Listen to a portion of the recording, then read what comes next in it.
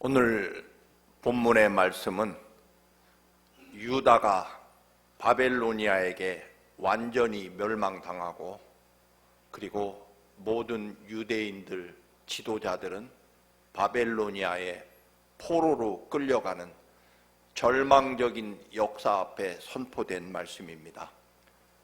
좀 더 분명하게 말씀드리면 유다가 이번에 완전히 멸망해야만 새로운 희망이 있다.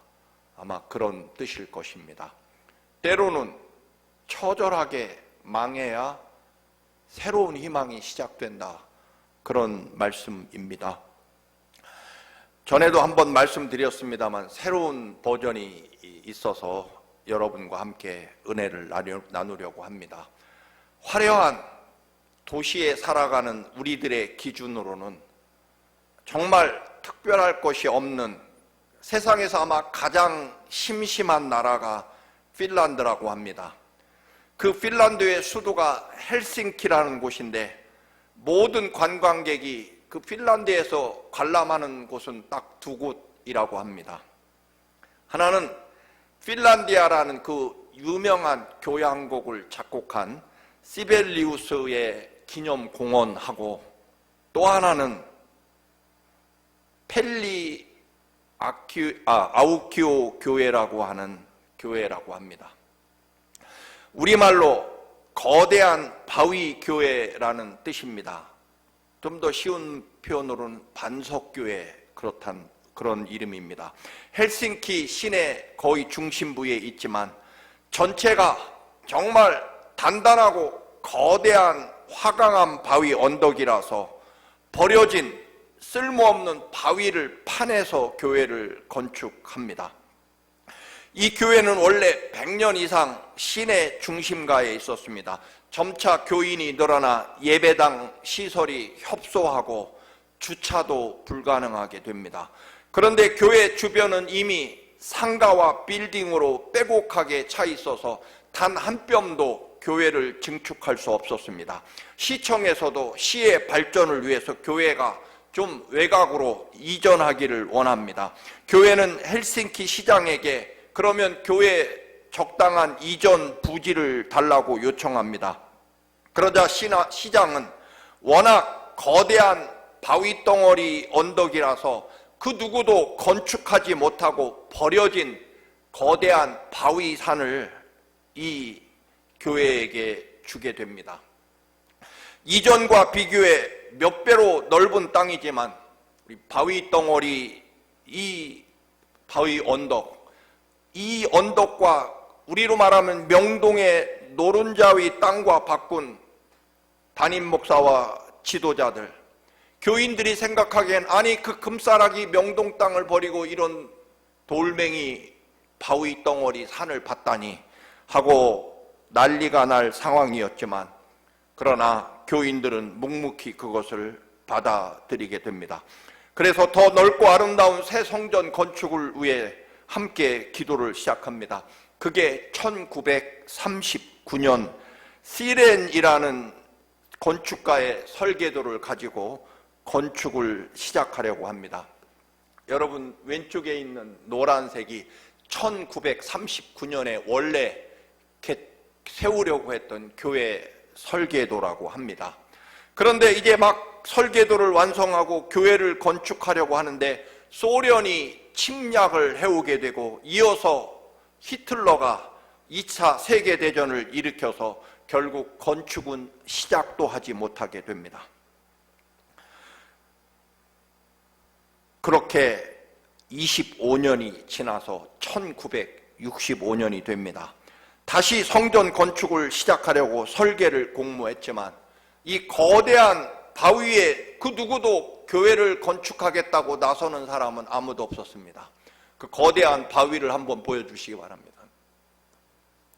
여러분, 이 어마어마한 완벽하게 흙은 아예 보이지도 않는 거대한 암석 덩어리 동산입니다.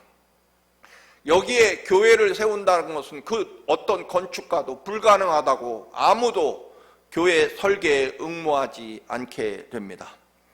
그러나 교인들은 그 누구도 그 긴 세월 동안 원망하거나 불평하지 않고 오로지 감사하며 주님의 뜻을 기다리게 됩니다. 그러던 중 이름도 없고 경험도 없었던 소말라이넨이라는 젊은 형제 건축가가 유일하게 건축 설계도를 제출합니다. 거대한 바위 동산에 교회를 세우겠다는 것이 아니라 정반대로 바위를 파내서 지하에 예배당을 세우고 지붕만 덮겠다라고 하는 그런 정반대의 설계도였습니다. 한마디로 혁명적인 발상의 전환이 이루어진 교회 건축이었다는 것입니다. 1965년, 지금부터 꼭 60년 전에 담임 목사와 교회 지도자들은 자기들의 일반적인 상식과 경험에서 벗어난 너무나 초현대적인 설계를 결국은 받아들이기로 하고 하나님의 뜻으로 알게 됩니다. 그리고 또 하나는 아무도 이 교회를 짓겠다고 나서는 사람이 없었기 때문이었습니다. 결국 이 소말라인의 어린 형제 건축가들, 경험도 없고 또는 이제 막 건축가가 된 그들 형제들의 설계도를 결국 도저히 우리들의 상식과 경험으로는 받아들일 수 없지만 하나님 뜻으로 받게 되었다는 것입니다. 그렇게 바위를 파낸 암석교회는 1년 7개월간의 건축 기간을 거쳐 1969년 9월에 완성됩니다. 이 예배당은 혁신적인 디자인은 물론이고 빛의 조화, 특히 바위를 파내 놀라운 음향 효과 때문에 교회 예배는 물론이고 헬싱키 최고의 음악 공연장이 된다고 합니다. 그래서 1년에 무려 400회 이상 연주회가 열리고 있다고 합니다. 이 교회는 세계 모든 건축상을 다 휩쓸었고 지금도 세계 건축 역사의 명작 건축물로 모든 건축가들의 순례지가 되고 있다고 합니다. 그리고 전 세계에서 너무 많은 관광객이 몰려들어 교회는 현재 8유로 약 10달러의 입장료를 받고 교회 구경을 시켜주고 있다고 합니다. 그래서 이 입장료 수입만 해도 연간 300만 유로, 미국 돈으로 아마 40만 달러 이상의 엄청난 입장 수입을 이 교회가 올리고 있다고 합니다. 돈도 돈이지만 특별할 것도 없는 아주 심심한 자랑거리도 없는 헬싱키 이 핀란드 수도의 유일한 세계에 자랑할 수 있는 그러한 건물이 되었다는 것입니다. 하나님의 교회를 건축하겠다는데 불가능한, 아무도 사용하지 않는, 여러분 다시 그림을 보면 주변에 완전히 아파트 단지입니다. 그래서 거기는 누구도 건축할 수 없어서 그냥 버려진 바위 동산입니다. 이 불가능한 버려진 바위 동산을 주는 시장이나 그것을 감사함으로 받아들이는 담임 목사와 교인들이나 그리고 건축이 중단된 지 25년 동안 그 누구도 흔들림 없이 누구도 비난하거나 탓하지 않고 오로지 하나님의 때를 기다리며 감사함으로 기도한 교인들, 그리고 경험도 없는 풋내기 건축가 형제들의 혁신적인 설계도를 받아들인 그 교인들이 이런 엄청난 헬싱키의 자랑, 핀란드의 자랑, 그리고 오늘날까지 모든 세계 건축가들이 순례하는 순례지이며, 그리고 오늘날도 최소한 1년에 300만 유로 이상의 입장 수입을 거두는 그런 예배당이 건축되었다라고 하는 것입니다. 오늘 이 말씀을 드리고자 하는 이유는 결국 처음 설계도를 다시 보시겠습니다. 원래 1939년에 지으려고 했던 교회는 그냥 교회입니다. 우리가 생각하는 상식적인 교회. 그런데 여러분, 그 교회대로 건축되었다면 어땠을까요? 그냥 아마 평범한 교회로 오늘날까지 명맥만 유지하고 있을지 모릅니다. 그때 건축이 이루어지지 않은 것이 핀란드 국가적으로나 교회적으로 얼마나 위대한 축복이었느냐라고 하는 것입니다. 여기에서 말씀드리고 싶은 것은 25년의 그 절망적인 세월 동안에 그 거대한 바위산에 아무도 교회를 건축하겠다고 나서는 건축가들 그 누구도 나타나지 않고 그 바위 덩어리에 무슨 교회를 짓습니까? 라고 하는 절망적인 소식이 들려왔을 때에도 그들은 여전히 하나님의 뜻을 잠잠히 기다렸다라고 하는 것입니다. 그때 교회가 건축되지 않은 것이 오히려 더 놀랍고 위대한 축복의 시간들이었다라고 하는 것입니다. 그렇습니다.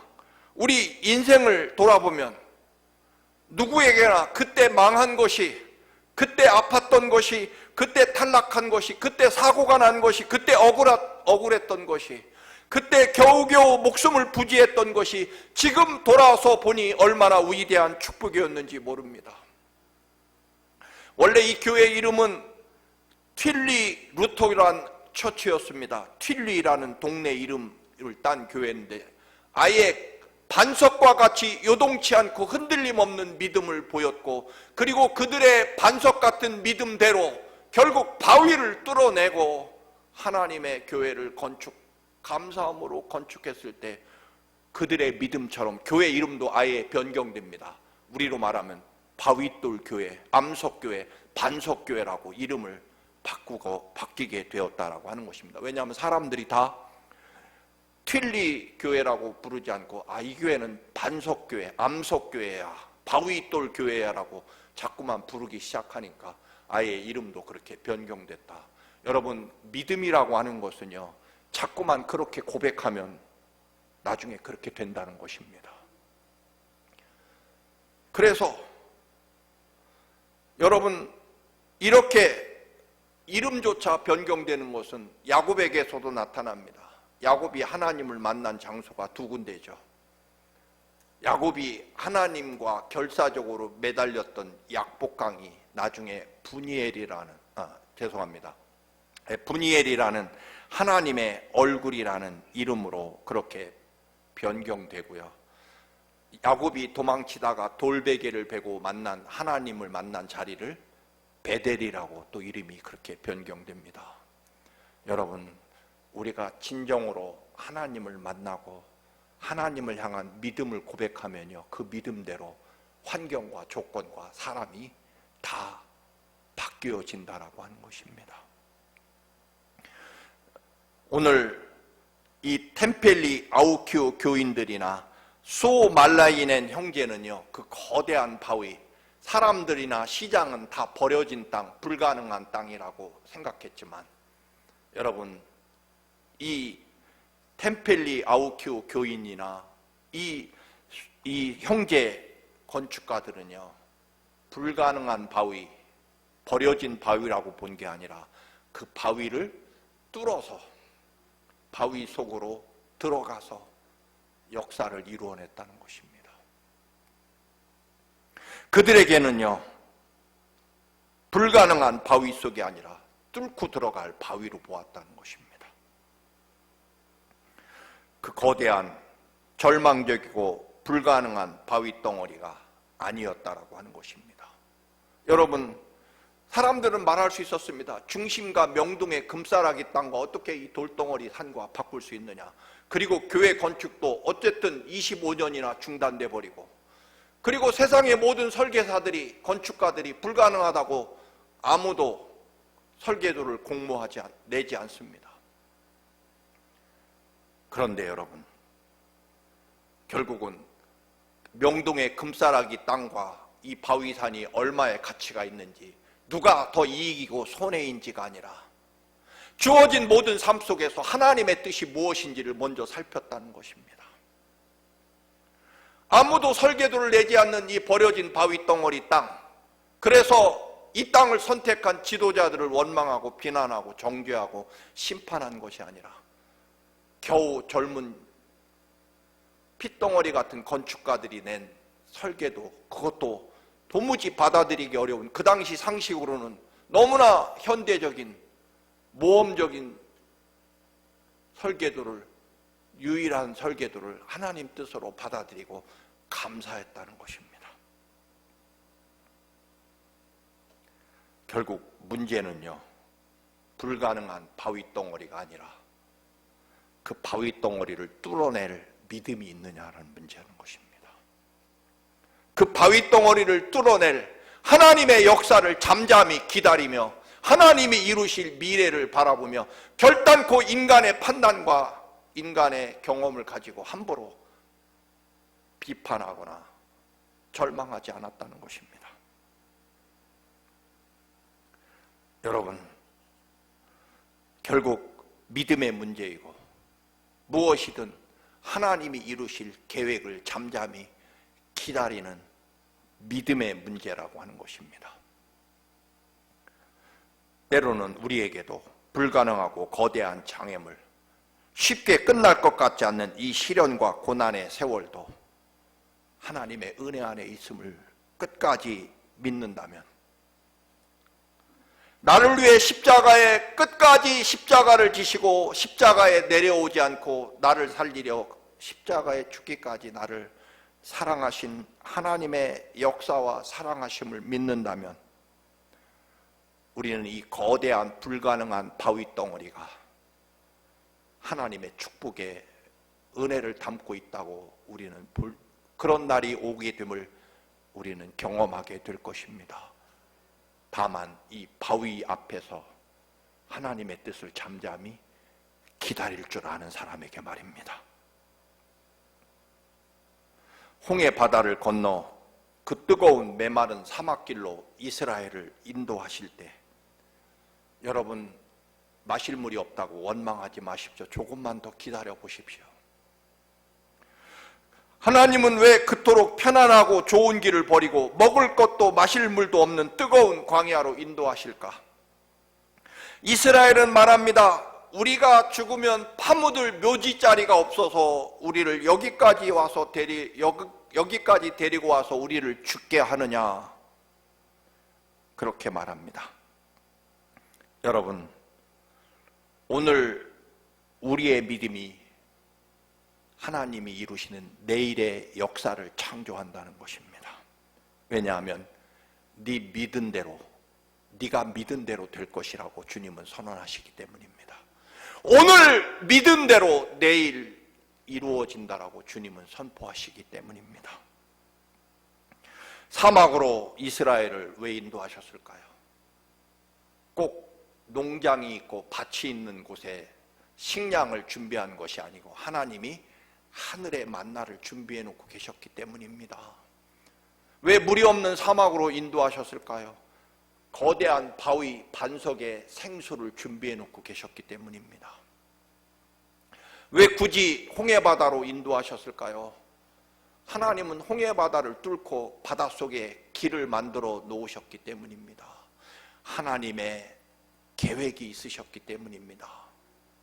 우리들 말로 하나님도 다 생각이 있으셔서 그렇다는 것입니다. 그런데 우리는 함부로 말해서는 안 된다라고 하는 것입니다.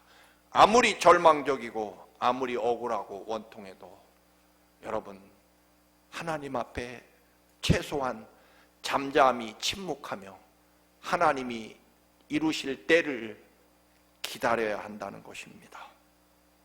여러분, 군대에서 어떤 병사가 훈련 중에 오발사고를 일으켜 제가 총에 맞았습니다. 통합병원에서 깨어나 보니 군의관이 하는 말이 장애인이 될지 모르겠다. 그런데도 여러분, 제가 감사한 것은 하나님, 제가 믿음을 지키려고 군대 안 갈 수 있는 특권을 버리고 군대에 입대했는데 겨우 이것뿐입니까? 혹은 나를 앞으로 장애인으로 만들지 모르는 그 병사를 원망하고 저주하며 반드시 처벌받게 해야 되겠다. 여러분, 그런 생각을 하지 않았습니다. 지금 생각해도 제 스스로 기특한 기도는요, 하나님, 제가 이렇게 고통을 겪는데 그냥 고통이 그냥 끝날 건 아니죠. 꼭 이 고통을 통해서 더 큰 축복을 주셔야 됩니다. 저는 그걸 기다리겠습니다라고 그렇게 침상에서 고백한 적이 있습니다. 결국 그때 그 다친 경험은요, 13년 후에 미국 비자가 거절되었을 때 여러분 이 일 때문에 제가 비자를 받고 오늘날 청암교회 목사가 된 사건이 있었습니다. 로마서 8장 28절입니다. 우리가 알거니와 하나님을 사랑하는 자 곧 그의 뜻대로 부르심을 입은 자들에게는 모든 것이 합력하여 선을 이루느니라. 절망적인 바위 덩어리 산도, 교회를 건축하려고 했더니 전쟁이 나서 25년이나 지체된 것도, 아무도 설계도를 기존 일반 상식적인 건축가들이 불가능하다며 설계도를 내지 않았고, 경험도 없던 젊은 이제 막 건축가가 된 젊은 핏덩어리 건축가들이 낸 설계도를 하나님은 사용하셔서 오늘날 오히려 헬싱키의 가장 자랑스러운 미래를 만들어냈다는 것입니다. 오늘 말씀의 제목이 오늘의 믿음이 창조하는 내일입니다. 요한복음 2장에 보면 예수님이 친척 가나 마을의 혼인잔치 집에 찾아가셔서 물로 포도주를 만드는 기적을 행하십니다. 그 집에, 결혼식 집에 포도주가 떨어지자 어머니가 예수님에게 요청하죠. 아들아, 이 집에 포도주가 떨어졌구나. 예수님이 뭐라고 말씀하십니까? 여자여, 이 집 포도주가 떨어진 것과 제가 무슨 상관이 있습니까? 아직 제가 나설 때가 아닙니다라고 냉정하게 거절합니다. 그러자 여러분, 어머니 마리아가 보통 상식적이면 아들놈이 그렇게 말하면 우리 어머니이신 여러분 뭐라고 말하겠습니까? 아니, 네가 감히 이 많은 사람들 앞에서, 네 제자들 앞에서 이 애미를 그렇게 망신을 주다니. 내가 네 애비 일찍 죽고 내가 너를 어떻게 키웠는데 이제 자식 키워봐야 다 아들놈 다 소용없구나. 우리 이제부터 모자의 인연을 끊어버리자 이놈아. 여러분, 그게 우리의 일반적인 반응 아니겠습니까? 섭섭하니까 말이죠. 여러분, 어머니 마리아는 뭐라고 합니까? 아들로 보지 않습니다. 내가 키우고 내가 고생해서 돌본 아들로 보지 않습니다. 하인들을 불러서 우리 예수님이 무슨 명령을 내리든 시키는 대로 해라. 지금의 내 감정과 내 기분대로 말하는 고백이 아니라 앞으로 주님이 이루실, 주님이 행하실 기적과 은혜를 바라보며 지금 하인들에게 반드시 시키는 대로 해야 된다라고 그렇게 말합니다. 여러분, 하나님의 살아계심과 때로는 십자가에 처절하게 죽으심과 그리고 사흘 기다리면 부활하심과 영원한 하나님 나라 영생을 믿습니까? 그렇다면 오늘 여러분이 입술로 고백하는 믿음이 내일의 하나님의 축복과 영광을 만들어낼 것입니다. 하나님을 믿으십시오.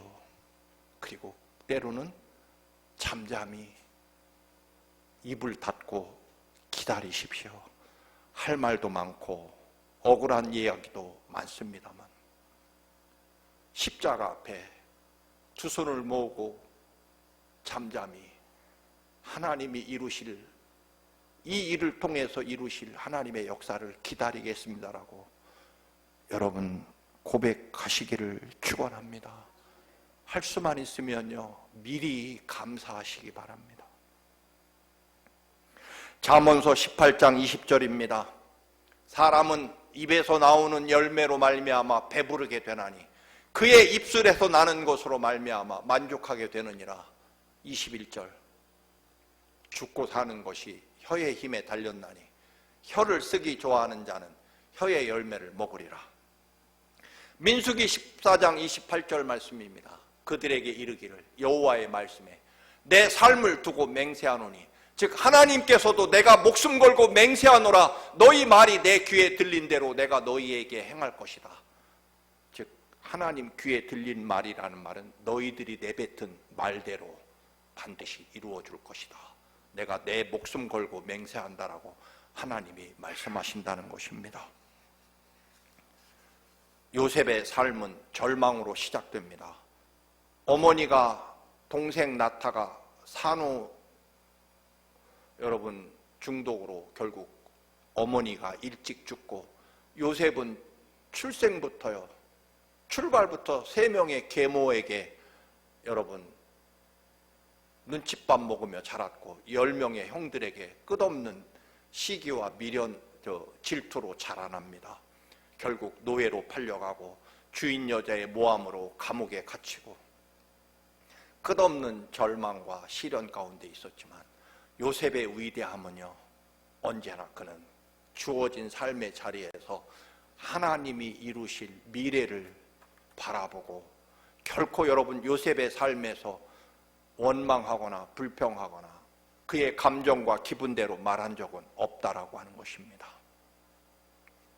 왜냐하면 자기의 소원대로 이루어지는 삶이라고 보지 않았기 때문입니다. 아버지의 소원대로 이루어진다고 보지도 않았고 형들의 소원대로 이루어진다고 보지도 않았습니다. 언제나 하나님이 이루실 하나님의 역사를 보고 살았다는 것입니다. 새벽기도 때 여러 번 말씀드렸습니다만 물리학적으로나 신학적으로요, 어둠이라고 하는 것, 캄캄함이라는 존재는 실체가 없다는 것입니다. 여러분, 캄캄한 것이 존재합니까? 만질 수 있습니까? 없습니다. 캄캄하고 어둡다라고 하는 것은요, 반드시 태양이 없다는 존재이고 빛이 사라지면 어둠이 일어나는 것입니다. 즉 어둠이라고 하는 것은 빛이 없다는 뜻이다라는 것이지 어둠 그 자체가 빛을 몰아내거나 빛을 밀어내는 것이 아니라는 것입니다. 어둠은 없습니다. 어둠이라고 하는 것이 존재한다면 빛이 없기 때문이라는 것입니다. 이 말씀을 왜 드리느냐 하면 우리들의 주어진 모든 삶에 여러분 사람이 문제고 환경이 문제인 것 같지만 아닙니다. 내 안에 살아계신 하나님의 역사와 은혜를 믿는 믿음과 은혜가 내 삶에 없기 때문이라는 것입니다.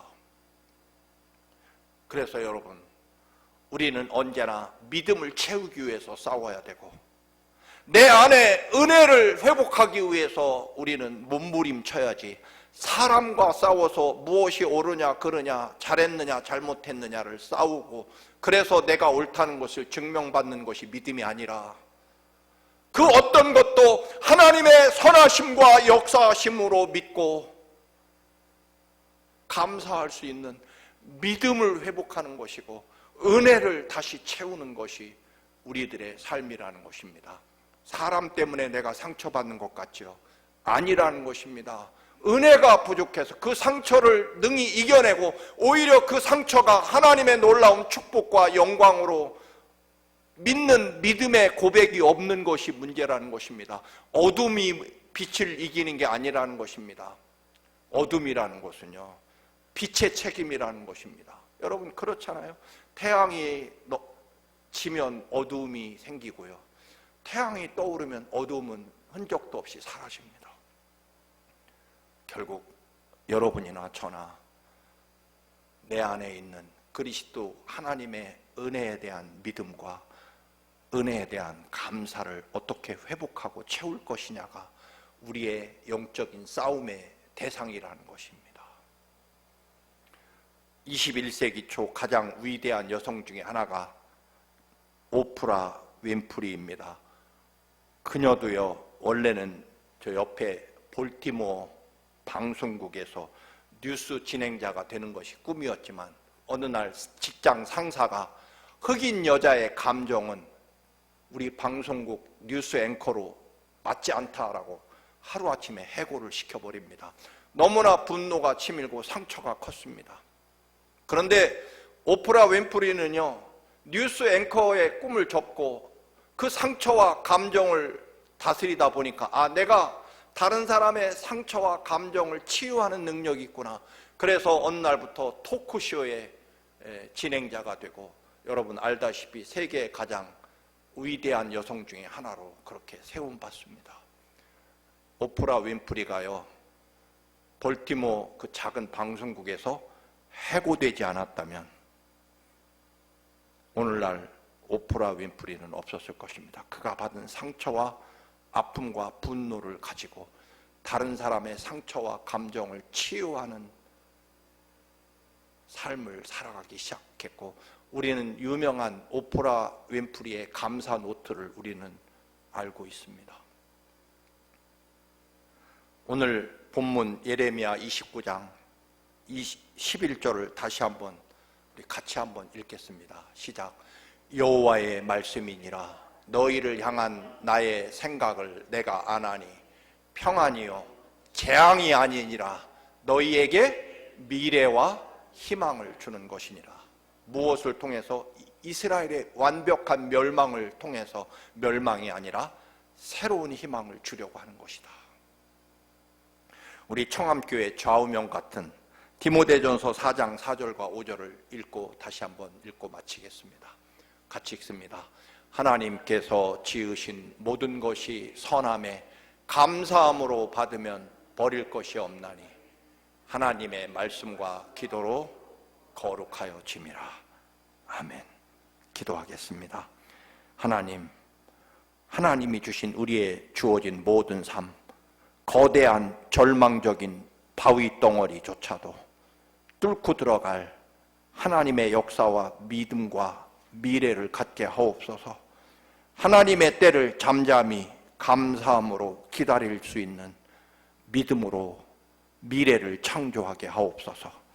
네 믿음대로 될지어다라고 하신 주님의 말씀이 언제나 오늘 주님 앞에 믿음을 고백하는 저희들에게 동일하게 선포되게 하옵소서. 예수님의 이름으로 기도드립니다. 아멘.